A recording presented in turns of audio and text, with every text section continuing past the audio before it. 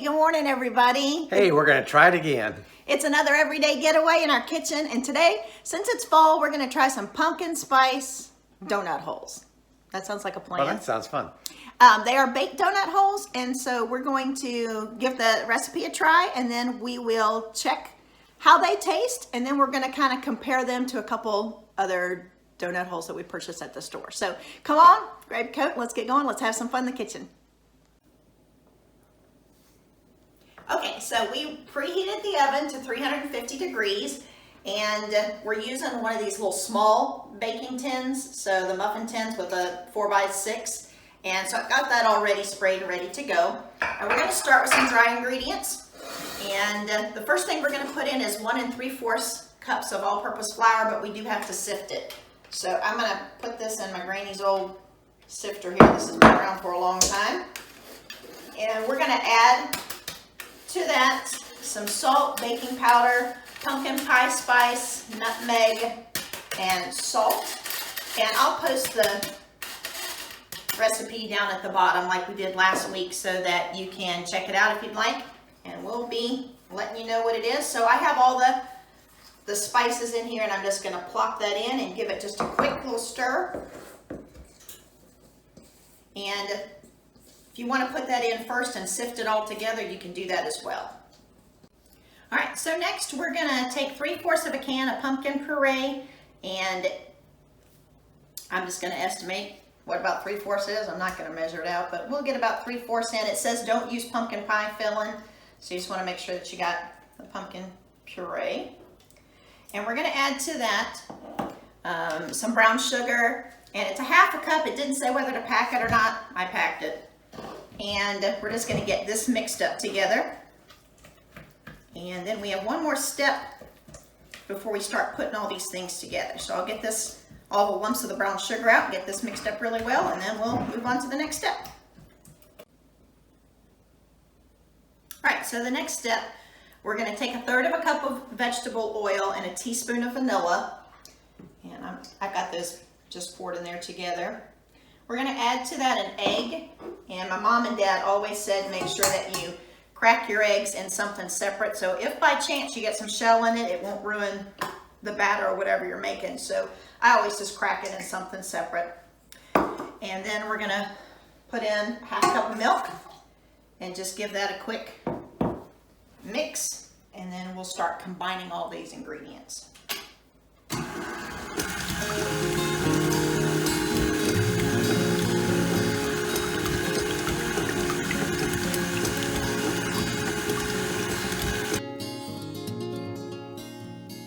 So we're going to put all the wet ingredients together first, then we're going to mix in the dry ingredients, and it's very specific not to overmix.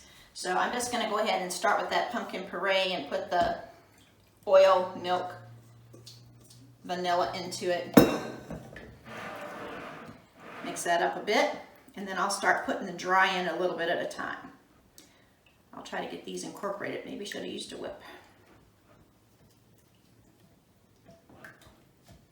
All right, I think that's about got that mixed. And we'll just start putting the flour and all those spices in a little at a time.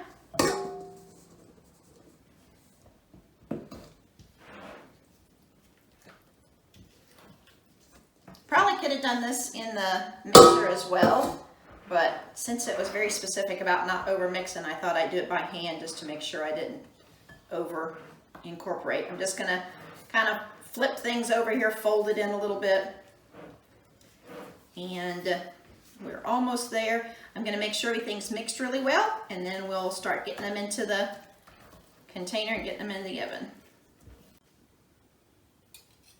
All right, so I already tried one of these just to get a feel for how much of the batter goes into each of these little compartments. It says to fill it about 3/4 the way, so I grabbed a spoon. I do have both of these sprayed with cooking spray just so that it doesn't stick, and I'm just going to fill it about 3/4, and it'll take us a couple minutes, so we'll let you join in the fun here.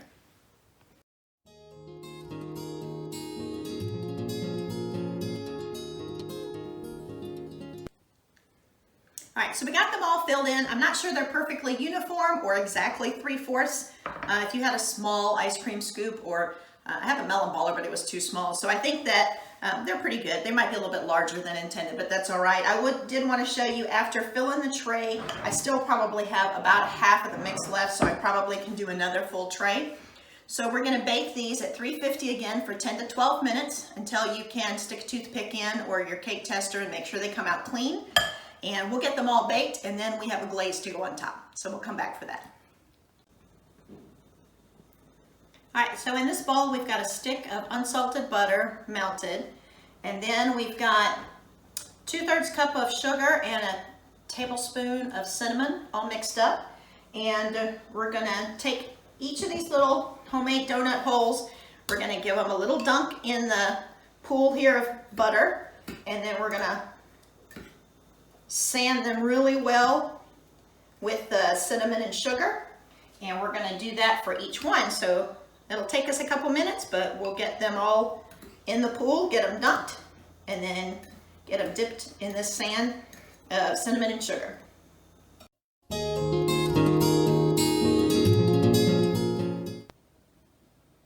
Okay, so we made about 36 donut holes out of that one batch of batter. And these have all been dipped in butter and cinnamon and sugar. We also kept out a couple that don't have the cinnamon and sugar, so we can just give them a try. And we're going to compare the donut holes, or the pumpkin spice donuts that we made, to some Tasty Cake pumpkin spice mini donuts and some Entenmann's pumpkin donut holes. And we'll see how the ones we made compare with those.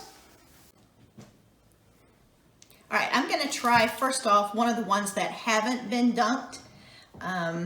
They are still a little bit warm, and they're very soft and fluffy. Good taste of pumpkin. They are still warm, so I like that warm pumpkin feeling. Good spices.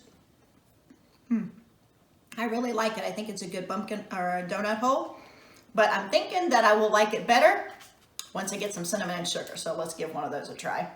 Same recipe, just now with the butter, cinnamon, sugar. Very good. Got a lot of butter in there. You've got that cinnamon and sugar crunch. I really like it. I think I definitely would make these again. Probably more than once. Okay, so I'm going to give it a try. And this time I'm going to try the one that hasn't been dunked yet. Hey, it's pretty good. It tastes a lot like a pumpkin muffin. Yeah, this is pretty good. So let me try one of the other ones that has been dunked.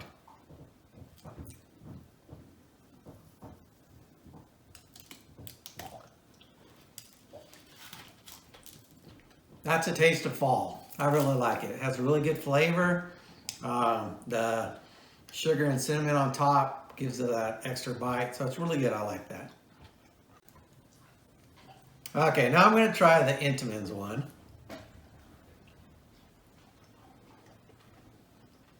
You certainly can tell that it's store-bought, not as fresh as the other ones. So, Cam, I think you did a great job.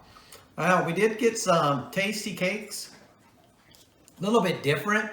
I'm going to go ahead and give that a try. That's really good too. Not as fresh, so I like the fresh one that Tammy made, but they're all three pretty good. All right, so I'm going to start like Doug did with the Entenmann's, the little poppable, and they are fresh. It's got more of a sugar coating on the outside. They're very nutmeg forward. A lot of nutmeg in them, but they're really good. I really do like these as well. I kind of like the homemade ones better, but these are really good. And the little Tasty Cake guys, they're little tiny donut shapes. And they have more of a powdered sugar, just powdered sugar on the outside.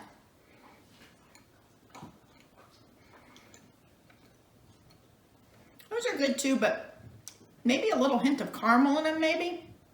I'm not sure if it's supposed to, but I kind of taste a little bit of caramel. Out of the three, probably not my favorite, but they're not bad. I like them okay. We'll kind of see if we can rank them for you in top to bottom order in just a minute. Okay, so here's my ranking, okay? I put the Entenmann's first. It's hard to beat a really good Entenmann's donut. The homemade ones right there in the middle, the most fresh, of course, and had a really good flavor. And then the tasty cake ones. Tammy, how did you like? You want to switch yours around to how you ranked them? Yeah, I'm gonna switch. I really like the homemade ones, but I really love pumpkin muffins. And Doug does not like pumpkin muffins as much as I do. So I think because of that, I get that feeling from it. So I'm gonna put those nice homemade donuts first, and then Entenmann second, but it was a close running. Those are really good. And sorry, tasty cake, yours aren't bad, just not my favorite. Okay, I think we did much better this week. Okay, Yeah. these are pretty good. They were nice. Had a great flavor. The pumpkin flavor really came out. So I really enjoyed them. And we'll put the recipe down in the link below. Thank you so much for joining us. It was a fun day just to enjoy some homemade donuts. And hopefully we'll get to go to the pumpkin patch here soon so we can give you a chance to go along with that on that trip as well. So take care of yourself, take care of others, and thanks for being with us today. Bye-bye.